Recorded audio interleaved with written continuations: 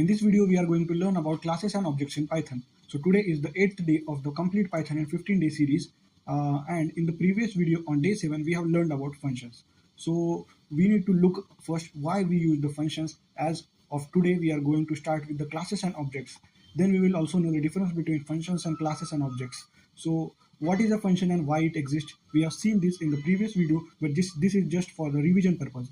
So a function is a named block of reusable code that performs a specific task. Without functions, code becomes repetitive and ugly. So these are some of the functions that are enhanced because of the functions. So reusability, that is write once and use many times. Readability, that is code becomes meaningful. Maintainability, that is change in one place reflects overall code. So abstraction, that is hide internal logic. So for these purposes, that is reusability, readability, maintainability, and abstraction, the functions are a better version. So now we are going to study about classes. So what is the difference between functions and classes and objects? So function is do this once, but class is create something that lives and behaves. If you keep using only functions for everything, you are writing scripts. When you use classes, you start writing the software. So this is the main difference. As if you go and solve the problems on lead code, or go in the company and then try to solve some program and develop some tool or any kind of program whichever you are developing, in that case the classes and object concept is used. So not the function, not the loops, these are just inbuilt functions which are used inside the classes and objects. So the lead code starts with the starting line, that is class solution, and in this way, in this after this class solution we have the here over constructor defined, and after that we need to write our code and then return the value of the answer that we need to return. This is how the lead code has the problem solving capability using the Python language. So we need to learn classes and objects. It is the most important part in Python.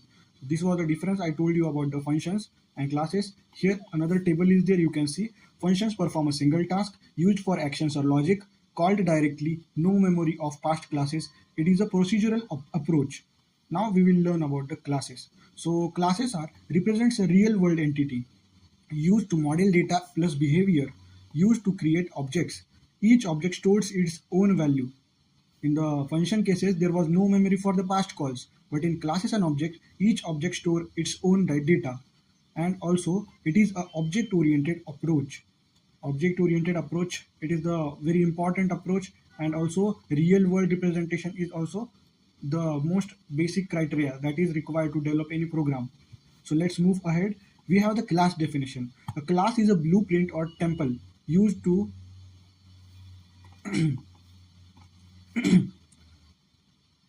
let's move ahead with class definition. So class is a blueprint or template used to create object. It defines what data an object will have and what actions it can perform. So in simple words, class is a design or a plan, or you can simply remember that class is a blueprint.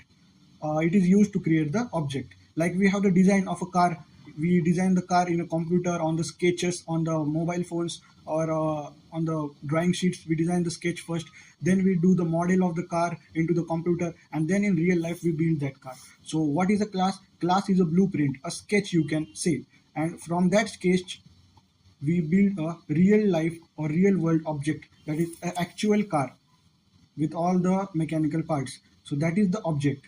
So in this way, class is a blueprint and object is the real world entity. So class is a design or plan. Then let's see the code for the class. So this is the code for the class. So how a class is defined and all that thing we are going to learn in this. This is a car class. It's just a plan. This car class is just a plan. No real car exists yet. So let's see the program. Class car, def underscore underscore init underscore underscore. It is also called as the Dundon method. And inside that parenthesis we have self, brand, and speed. Self.brand equals to brand, self.speed equals to speed. Then def drive self print car is moving. So this is a function, defining a function. This is the constructor of this class. So how a class is represented? The class keyword is used. After that, the name of the class is given, then colon, then inside of that we have the define underscore underscore init. What is this? This block is called as the constructor block, and it is the very important block for any class to be defined. So inside of this class, that is underscore underscore init underscore underscore, inside of this bracket we have three parameters, that is self, brand, and speed. So brand and speed are being passed by the user, but this self, what is this self used for, and all the things we are going to learn now. But this was just a code that you need to remember, that this is how a class can be given. And here downside, this is a method or a function in a class. So let's move ahead. This car class is just a plan. No real car exists yet. Now we have the object definition. That is, an object is a real instance created from a class. It represents a real world entity with actual values. As I told you, it is an actual product. So in simple words, object equals to real thing made from the plan. So example is over here. C1 is equals to car BMW, 120.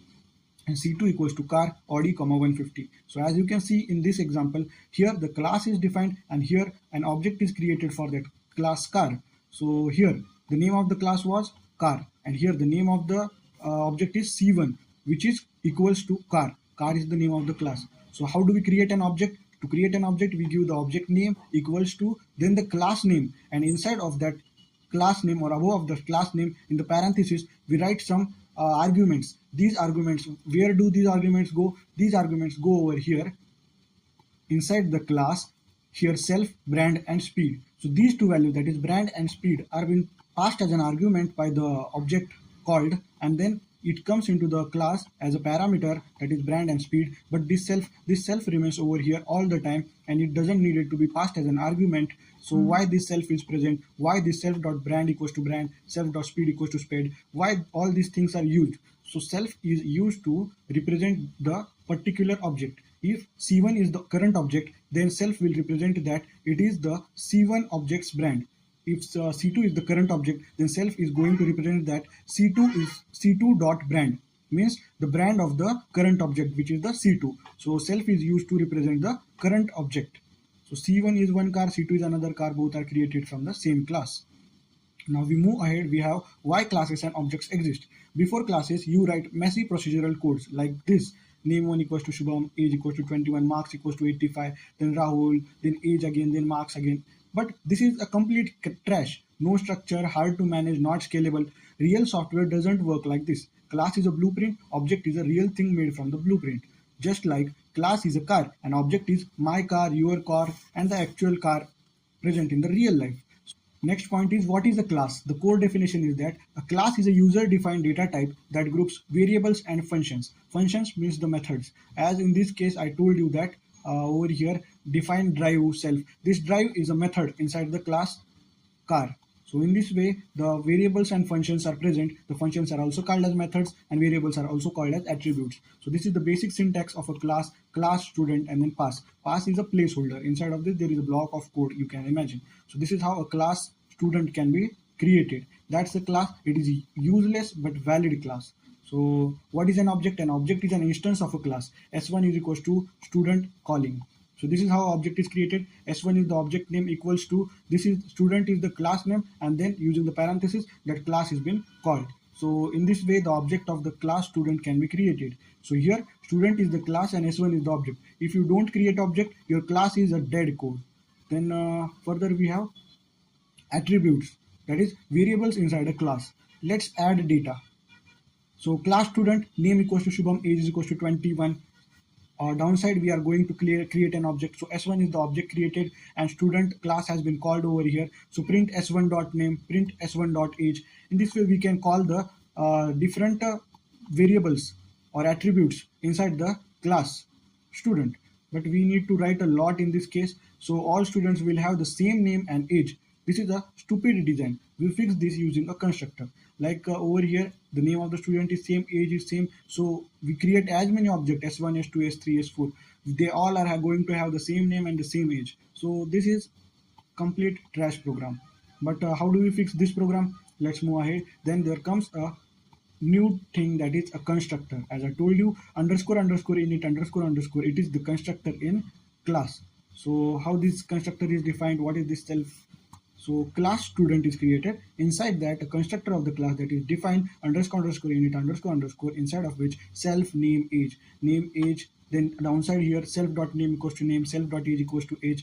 When we call create an object S1, and then it is denoting to the class student, inside of which two parameters are passed, that is Shubham and 21. So for S1, Shubham and 21 is the value. For S2, Rahul and 22 is the value. So now when we print S1.name, S1.age and print S2.name and S2.age, now each time the name of the student and the age, that is the data assigned with the what we can say, the attributes can be different in this case. So what is self? We need to talk about this self, this name and this age. They are being passed over here when the object is created. But why? What is this self? Why is it used every time with the attribute name, the age, anything we pass? So let's learn this. Self, it denotes the current object. Python automatically passes it. It is not optional. If you remove self, your code breaks. So remember, self is a very important thing. It has to be used each and every time, and it cannot be skipped. If you skip this self or you do not write this self, then your code won't execute. It would not be able to denote that this particular data is been denoting to S1 object or S2 object or a specific or a particular object, whichever you are currently using. So self is used to access the current object. Whenever you are on the S1 object, the self will denote S1 object. Whenever you are on the S2 object, the self will denote that this data belongs to the S2 object. This is the work of the self. So further we move, we have methods, that is functions inside a class. So as you can see, this block of code, it is a method in a class. A method also can be called as the function in a class. So the constructor is created over here.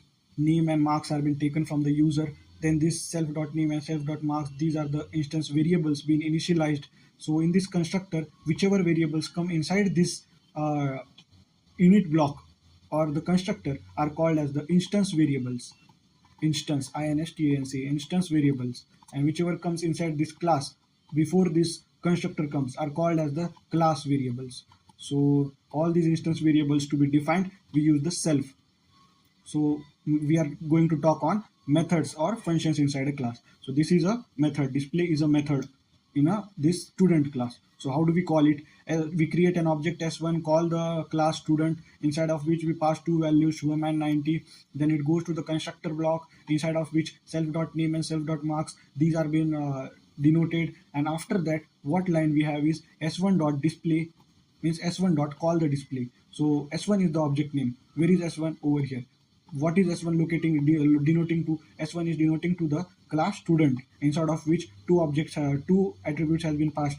So now this object name is used to call the methods inside this class. So what is the method inside this class? Display is a method inside this class. So S1.display, S1 is the object name, dot display means it is calling this method display.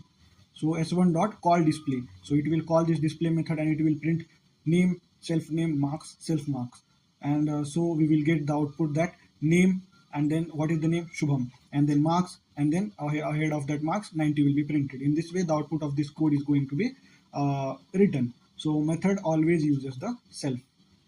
Now real world example, this is a no toy code, means it is actually using the classes and object concept to create the code. So it is an example of bank account example. So over here you can see class bank account has been created, inside of which there is a constructor created taking the name and the balance from the user for the particular object. Then self.name and self.balance has been, these instance variables have been initialized. Then def deposit, this is the function, or this is one method. This is withdraw is another method, show balance is another method. So there are three methods, separate methods inside this bank account class by leaving the constructor block. This constructor block is also a method. So except this constructor block, we are having three different methods in this class bank account. So first method is deposit, inside of which self comma amount, the amount has been taken as the new value from the user that is to be deposited, and the code that is executed inside of this is self.balance plus equals to amount, means it is adding the amount in this balance. That is, at the initialization condition we give the name, that is S, then balance we take it as 1000. So what happens is, first case is, do you want to deposit the amount? If yes, then how will the amount deposited? Like it will take, I want to deposit 500 rupees. So it will take 500 rupees from the user, and then inside the deposit what it will be doing is 1000 plus 500. In this way it is going to do this self.balance plus is equals to amount. After depositing, the next step is withdraw. here also the amount is necessary, what amount is to be withdrawn. But in this case we need to remember that if our account has 1500 as current balance and if the withdrawal request is of 2000 rupees, so is it possible? No, it is not possible. So we need to apply a condition over here. If amount is less than or equals to self dot balance, means the amount is less than or equals to 1500, then execute this condition and self dot balance minus equals to amount. Or else, if the amount is greater than self dot balance, if the amount is greater than 1500, then we will go into the else block and print insufficient balance. So after this withdraw, what we have, the third method is show balance method. So inside of show balance, we don't need to withdraw any amount or deposit any amount. We just need to get the balance of the account. So here we do not pass any kind of parameter like this amount over passed here in deposit and withdraw. There is no need to pass anything, only self is present. So print balance self dot balance and it will print the current balance remaining in the account. This is how this bank account code is executed. As you can see, ACC equals to bank account, then two things, that is Shubham and 1000 have been passed. Then this what we can say, object name dot method name deposit 500 is executed, then object name dot method name withdraw 300, then object name dot method name, that is show balance. So now this is a real programming. What we will do is we will see this code in VS Code and execute this code in actual. So let's see this code. So this is a bank account code. As I told you, there is a constructor block in it, then there is a deposit method, then there is a withdraw method, and then there is a show method. So let's run this code and see the output of this code. I will just execute this code. So here, first thing is ACC object created, bank account, Shubham and 1000 have been passed. So inside of deposit, then what we run is it go over here, 1000 and Shubham have been passed. After that, what happens is ACC dot deposit, directly this deposit method runs and it prints the deposited amount also. So deposited 500. As you can see, 500 is passed. So ACC dot withdraw 300. So it will go to the withdraw method and it will execute that method and it will also print the withdrawn amount, that is withdrawn 300 rupees. And then finally what it will show is show, that is the show method will be called, and inside of show method what it will print is self dot name and the balance that is now available. So it will print Shubham and then balance 1200. So in this way the bank account code is executed. So here is a class created, here the object for that class is created and the methods inside the class have been called over here by the object name. So this is how the classes and objects are used. Now let's see, there is another, what we have is class variables versus the instance variables. This is the another thing we need to learn. So inside a class you can see the constructor is created from here, but the class is defined till here, and now this college is equals to ABC college. It is a class variable, and the variable inside this constructor, that is self.name is equals to name, it is an instance variable. So college is shared by all the objects, but name is different for each object. Like S1 equals to student Shubham, S2 is equals to student Rahul. So the name for each object is different, but this college thing, it is a class variable. It is same for all the objects created inside this class. So when the variable is defined inside the class directly, not inside the constructor, then it is called as the class variable. And the variable when defined inside a constructor like this over here, then it is called as the instance variable. Now let's move ahead and see. This is a mental model, so this can be used to memorize you. So what is a class? A class is a blueprint. So what is an object? An object is a real instance. An attribute is the data. A method is the behavior. Methods, as we have created, define, show, balance, these are the methods. Then self is the used for denoting the current object. And underscore init underscore, which is also called as the done method, is the method which is an object initializer method.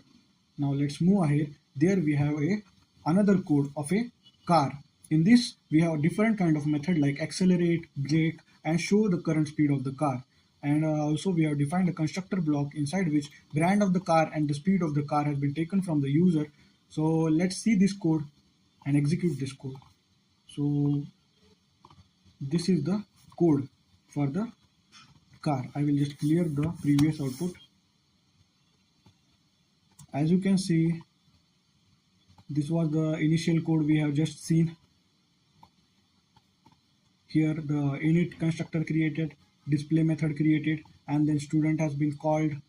This to the student what is the student object is created, and then the display method has been called. So if we run this, we get Shubham and 90 value have been passed, and then the display has been called. So name Shubham and marks 90 are being displayed using this function. Now next we have is the car example that we just saw over here. Now let's run this example first, so you get the idea while I am explaining it. So enter the car brand. I will write like Audi.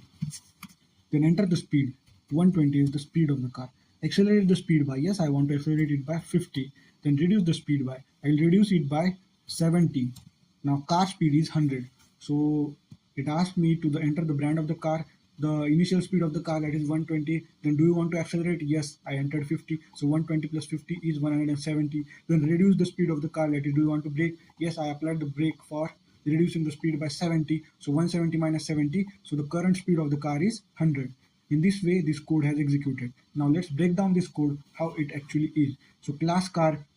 So there is a method, first method, that is the constructor method. Brand and speed has been taken. So here C1 is the object created, inside of which is the car is the class.